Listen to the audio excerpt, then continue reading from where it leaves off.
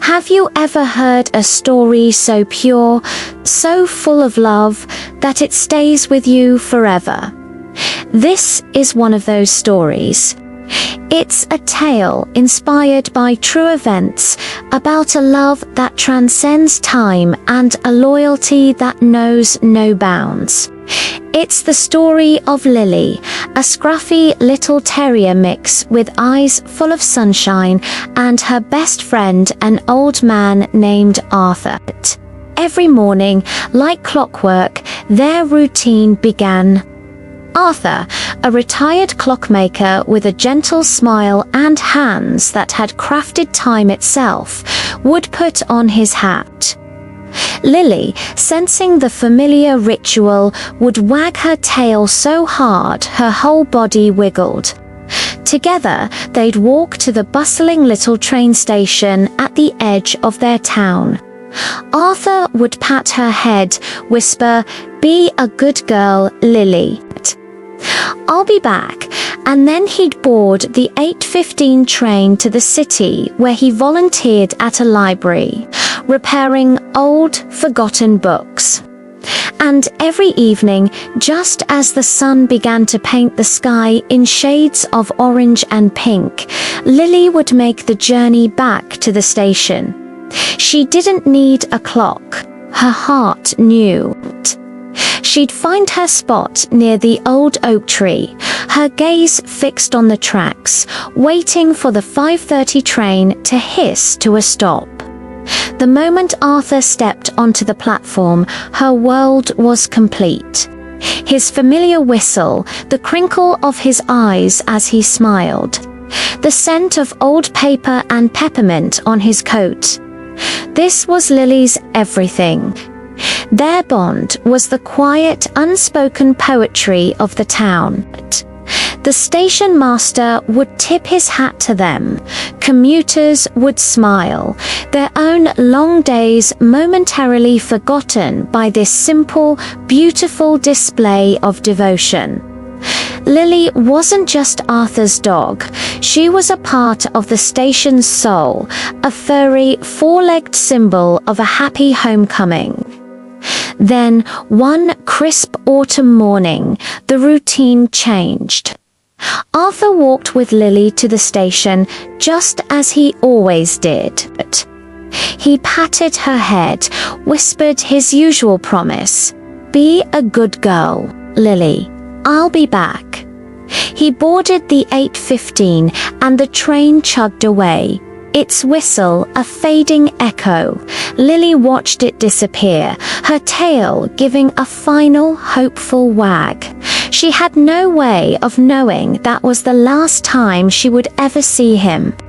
That afternoon, far away in the city, Arthur's kind heart, which had ticked along as reliably as the clocks he once fixed, simply stopped. He passed away peacefully, surrounded by the books he so dearly loved. He would not be on the 5:30 train. He would never be coming home again. As dusk settled, Lily, guided by the unwavering loyalty in her heart, trotted to the station. She took her usual spot under the oak tree, her ears perked, her eyes scanning the crowd that spilled from the 5:30 train. One by one, the familiar faces passed by: the woman with the bright red scarf, the young man with his briefcase, the laughing children, but not Arthur. The platform emptied, the station grew quiet, but Lily didn't move. She waited. The moon rose, casting long shadows, and still she waited. The station master, locking up for the night, saw her there. "He's not coming tonight, girl," he said softly, offering her a piece of his sandwich. Lily sniffed it politely, but didn't eat. Her gaze remained fixed on the silent tracks. She wasn't hungry for food. She was hungry for the sight of her best friend. Eventually, a neighbor of Arthur's, worried, came and gently coaxed her home. The next day, it was the same. And the day after that, and the day after that, news of Arthur's passing had spread through the small town, and a quiet sadness fell over everyone who knew them. They understood what Lily, in her innocent heart, could not. Every single evening, just before 5:30, she would appear at the station. Rain or shine, warm breezes or biting winter winds, Lily was there. The townspeople tried to care for her. They left out food and water. The station master made a small, sheltered bed for her by the ticket office. They'd pet her, speak to her in soft, comforting tones. "He's gone, sweet girl," they'd murmur, their own eyes welling with tears. But Lily's hope was a fortress. She would accept their kindness with a gentle lick of the hand, but her mission was singular.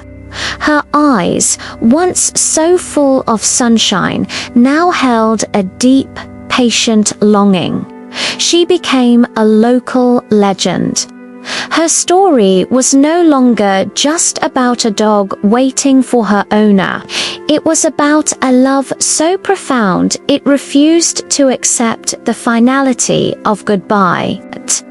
People would come to the station just to see her, this small, furry embodiment of unwavering faith. They saw in her a purity that the human world often loses. In a world of fleeting connections and broken promises, Lily's vigil was a constant, a powerful testament to the enduring power of love. Years went by. Lily grew older. Her scruffy coat became flecked with grey, her steps a little slower, but her spirit remained unbroken. Her daily pilgrimage to the station never ceased. The 5:30 train became her reason for being, each whistle a spark of hope that this time, his face would be among the crowd. She wasn't just waiting anymore. She was holding a memory alive. She was keeping her promise to wait, just as he had promised to return. One evening, as the last rays of sunlight faded, Lily lay down in her usual spot. The 5:30 train arrived, its brakes screeching, its doors opening. She lifted her head, her old, tired eyes scanning the platform one last time. He wasn't there. A gentle sigh escaped her, like the last puff of steam from the engine. She closed her eyes, and in her dreams, she was a puppy again, running to greet a smiling old man with kind hands and the scent of peppermint. In her heart, her beloved Arthur had finally come home. Lily's story reminds us that the deepest connections we make are not measured in time, but in the depth of the love we share. Her loyalty, a beacon in that small town, continues to inspire. It teaches us about hope, devotion, and a love that never, ever gives up. Thank you so much for watching and sharing this moment with us. If this story touched your heart, please consider liking the video and subscribing to our channel for more stories that celebrate the incredible bond between humans and animals. We'll see you next time.